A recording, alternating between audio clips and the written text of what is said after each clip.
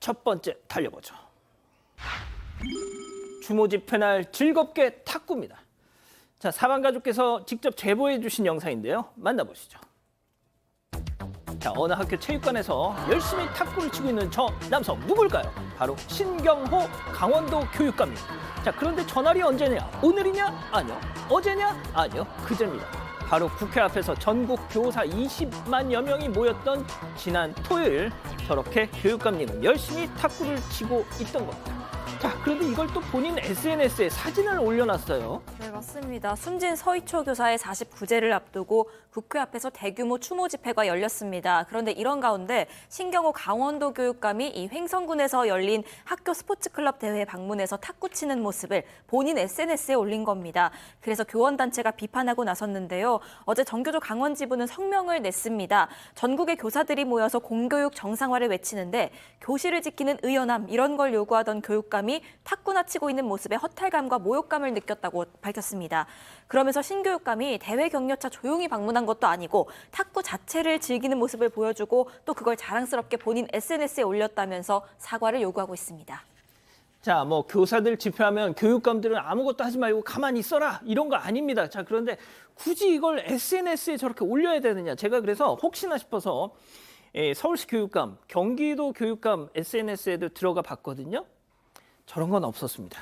사실 SNS에 무엇을 올리느냐 그리고 지금 상황이 어떠느냐에 대해서는 저는 한 말씀만 드리겠습니다. 사람에게 공감은 못해도 동감은 해달라는 겁니다. 공감이라는 거는 그 안에 들어가서 그 사람과 함께하는 거고 동감이라는 건 바깥에서 그 사람들과 함께 그 뜻을 바라다 주는 건데 적어도 교육감이라면 그 교사들의 마음속에 공감은 못해도 동감은 했어야 되지 않느냐라는 생각을 합니다. 물론 뭐 개인적으로 뭐 탁구도 칠 수 있고 저 대회에 가서 칭찬해 줄 수도 있는데요. 지금은 저 영상 보시면 아시겠지만 많은 교육자분들이 저런 어떤 공감, 그 교육 현장에서 아쉬움을 나타내고 있는 현장이니까요. 조금 국민의 눈높이에 맞는 모습을 보였으면 좋겠습니다.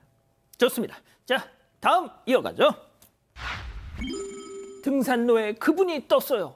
아, 이게 무슨 얘기일까요? 당시 상황 직접 보고 가시죠.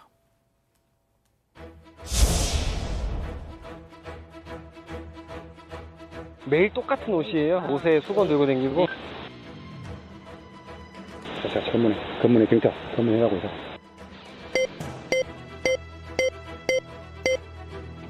그래서 신분증 확인하게.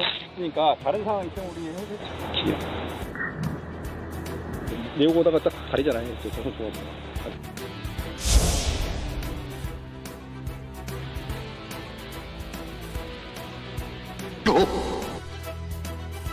경찰 지금 이거 뭐예요? 아, 와요 이거. 이거 뭐예요? 자, 기어 저거 참말로 기어 저거. 저 때가 말이죠. 아침이었다는데 이제는 참 아침 산책 중에도 이게 지금 왜 이럽니까 도대체? 진짜 황당하네요. 지난달 9일 오전 8시였습니다. 전남면 등산로였다고 하는데 60대 남성이 좀 이해가 안 되는 행동인데요.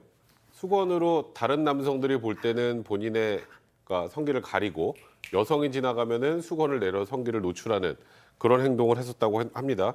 근데 신고자에 따르면 문제는 이게 처음이 아니고 꽤 여러 차례 저기에 출몰을 했다라는 얘기가 있어요. 그래서 이제 경찰이 신고를 받고 지금 보시는 것처럼 등산로 일대를 도보순찰하고 불신검문을 하던 중에 신고자가 말한 남성과 거의 동일한 인상착의한 저 남성을 발견하게 된 겁니다.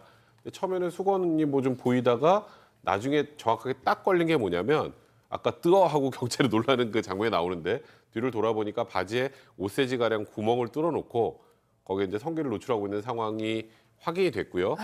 그래서 일단 공연로체 현행범으로 이제 체포를 했고 현재 수사가 진행 중입니다. 참 도무지 이해할 수 없는 그런 행동이네요. 그러니까요.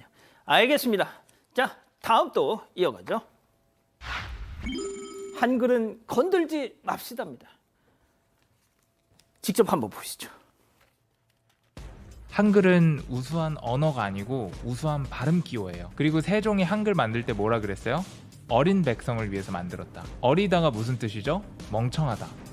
멍청한 백성들을 위해서 만든 거다. 멍청하게 살고 싶으면은 한글만 이용하고 사시면 됩니다. 심지어 1920년대에 일본이 앞장서서 우리나라 국민들한테 한글을 보급했어요. 일꾼으로 써먹어야 되니까 노예로 부리기 위한 최소한의 지식으로 한글을 준 거예요.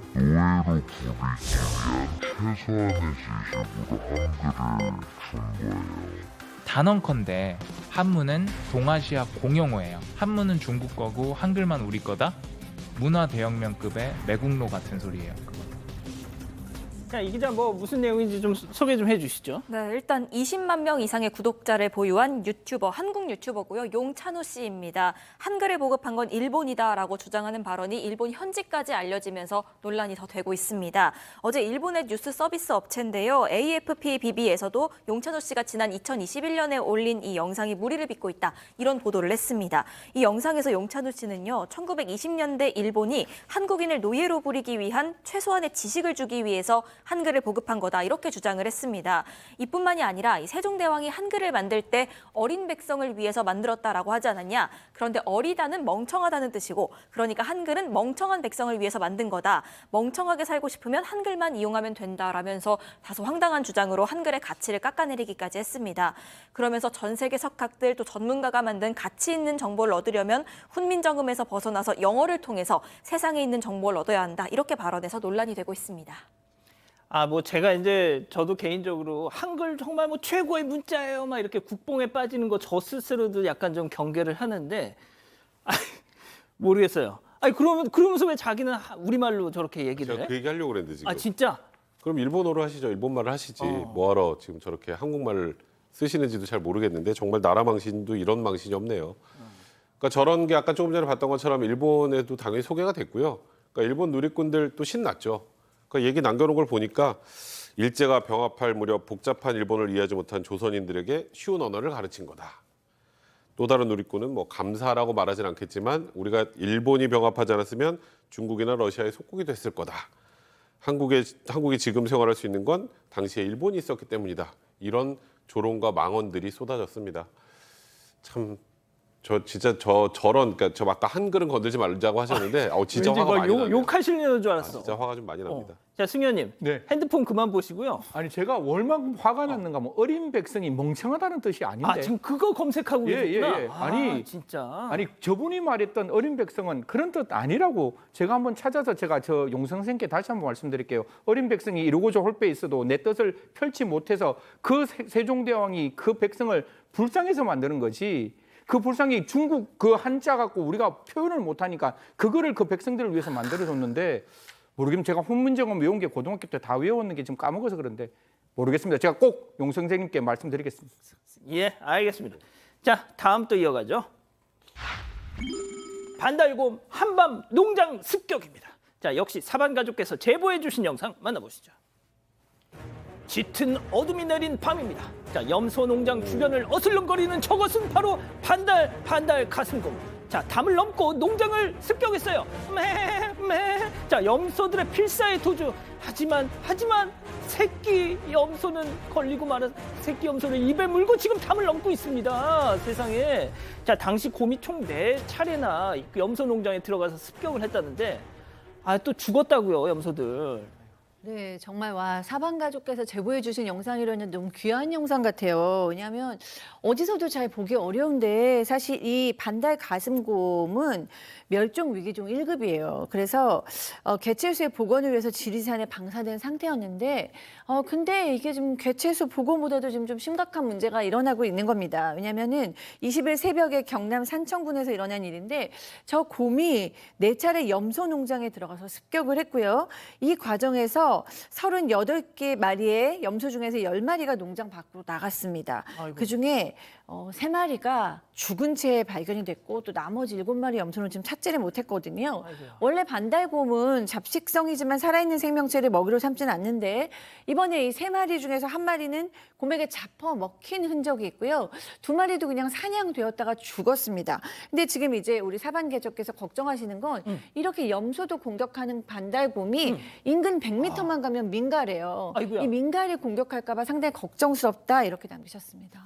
자, 승현님, 이게 자연의 섭리라고 하기에는 염소 농장 하시는 분들한테 너무 진짜 억울한 일이고 또 반달 가슴곰 잡자 하자니 이게 또 멸종 위기종이잖아요. 그래서 모르겠습니다. 제가 생각하는 거는 공존할 수 있는 환경을 만들어 주어야 한다고 저는 생각하는데요. 뭐 이거 하면 뭐 예를 들어 방달곰 죽이자. 그럼 반달곰이 내려오는 걸 허용하자. 이런 게 아니라 반달곰이 내려오는 이유가 뭐겠어요? 결국 자기의 서식지가 파괴되고 파괴됐기 때문에 그런 민가까지 내려오는 거니까요. 그 자연을 좀 회복시키고 물론 반달곰이 내려올 때 그 인근에 있는 사람들은 안전해야 되기 때문에 거기에선 전기 울타리라든가 그다음 기타 여러 가지 뭐 나팔 이런 걸 설치해서 반달곰이 못 오게 만드는 건 맞지만 좀 자연을 회복하자, 함께 공존하자 이런 말씀드리겠습니다. 좋습니다. 자, 다음 이어가죠. 구경하는 척 슬쩍입니다. 자, 무슨 일이 있었던 걸까요? 영상 만나보시죠. 어느 노점상 앞입니다. 자, 모자 쓴 남성. 자, 검은 봉지를 저렇게 툭 내려놓죠. 그러면서 신발을 구경합니다. 아, 뭐가 좋을까? 자, 그런데 옆에 있던 남성이 그 검은 봉지를 슬쩍 인터셉트. 자, 아하, 이런. 자, 도둑놈과 피해자가 함께 신발 구경을 하고 있는데 자, 이후에 피해자 보는 앞에서 봉지를 들고 쌩 가버리죠. 도둑놈 잡아라! 경찰이 주변을 순찰합니다. 자, 그런데 그 순간 저기 검은 봉지! 결국 검거를 했습니다. 자, 진짜 눈을 떴는데도 코를 베어가는 세상이.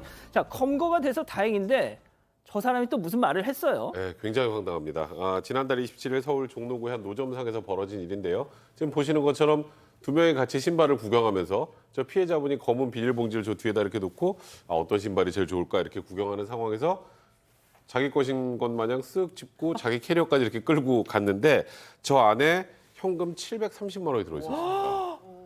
진짜 사실 그 피해자 입장에서는 정말 청천벽력 같은 일이죠. 신고를 하고 인근 CCTV를 확인해서 지금 저렇게 현행부로 검거했는데 검거되자마자 저 절도범 뭐라 그랬을까요? 몰라요. 전 신발인 줄 알았어요.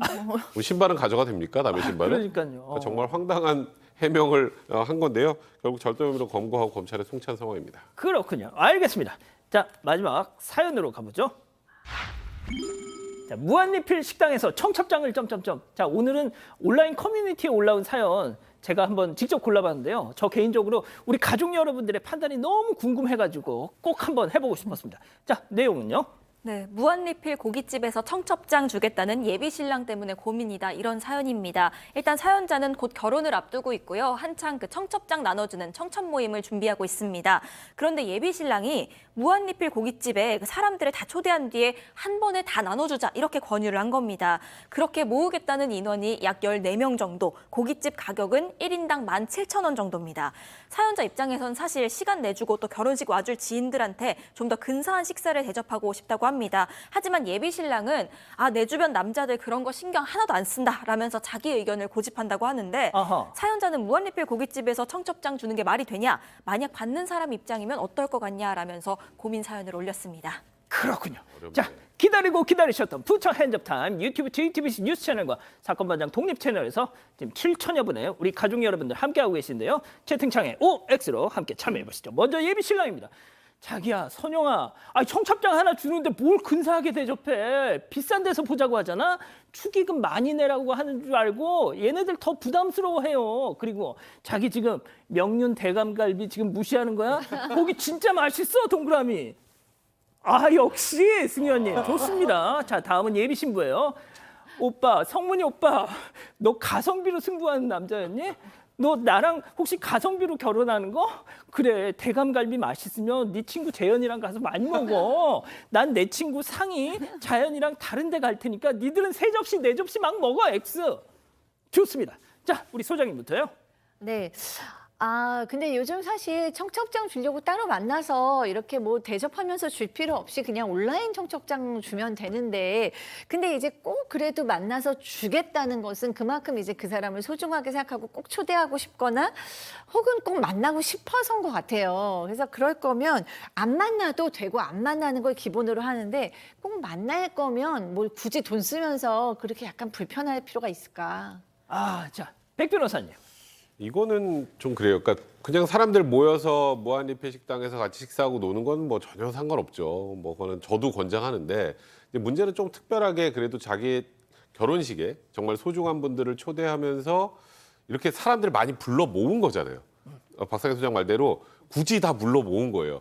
불러 모은 곳이 딱 그러면 사실 뭐 신랑 친구들은 어떨지 모르겠지만 신부 친구들도 같이 본다면 신부 입장에서는 면이 너무 상할 수 있거든요. 아, 진짜. 이거는 신부의 감성을 도저히 따라가지 못하는, 제가 보니까 차라리 돈을 안 쓰시고 모바일 첨첩장으로 보내시는 게 나을 것 같습니다. 자, 이건 우리 이 기자한테도 꼭 하나 물어볼게요. 본인이 만약에 저 상황이 된다. 어떻게 하겠습니까? 아, 저는 그냥 청천 모임 따로 하자 할 것 같습니다. 아, 파혼까지는 아니고. 파혼까지는 조금 많이 간 것 같고요. 아, 그러니까 진짜? 본인 친구들이야 본인 먹던 놀던 대로 어떻게 하든지 상관 안 할 텐데 제 친구들까지 그렇게 대접하고 싶지는 않을 것 같습니다. 좋습니다. 네. 자, 미스터 소수의견 승현님. 제가 먹는데요. 어? 제가 먹는데라고요. 그러니까 제가 안 먹으면서 친구들한테 저렇게 데 보내면 굉장히 싸가지 없는 놈이 되지만 제가 먹는다니까. 저희 식구들하고도 저기서 먹는다니까요. 아니, 아니 그러니까 승현님 식구들이 아니라 지금. 그러니까 그런 장소니까 굳이 친구들하고 먹는데 제가 봤을 때 그 집이 나쁜 집인가라는 생각이 들고 아까 남자 친구들이라 그랬잖아요. 제 친구들하고 언제나 저는 그런 집에 가서 먹습니다. 그래서 17,000원, 18,000원짜리 갖고 죄송합니다. 그 사장님한테 뽕을 뽑고 나오는데 저는 그렇게 별로 나쁘다는 생각이 안 들어서 예, 저는 그렇게 생각했습니다. 알겠습니다. 자, 이 기자, 우리 가족 여러분들의 판단. 제가 얼핏 봤는데 약간 팽팽하던데요. 네, 살짝 갈렸습니다. 오. 일단 낭만고양이님 저렴하게 뽕 뽑고 싶은 거네 하셨고요. 나두님 이럴 거면 그냥 모바일 청첩장만 보내라 하셨습니다. 윤미님도 왜 그럴 거면 결혼식도 무한리필집에서 하지 하셨습니다. 그런데 무한의 끈님은요 형식에 너무 얽매이지 맙시다 하셨고요. 김영민님 왜요? 저는 괜찮을 것 같은데요 하셨습니다. 또 정말 신수님도요 진짜 어때서요? 저는 전혀 이해가 안 되네요 하셨습니다.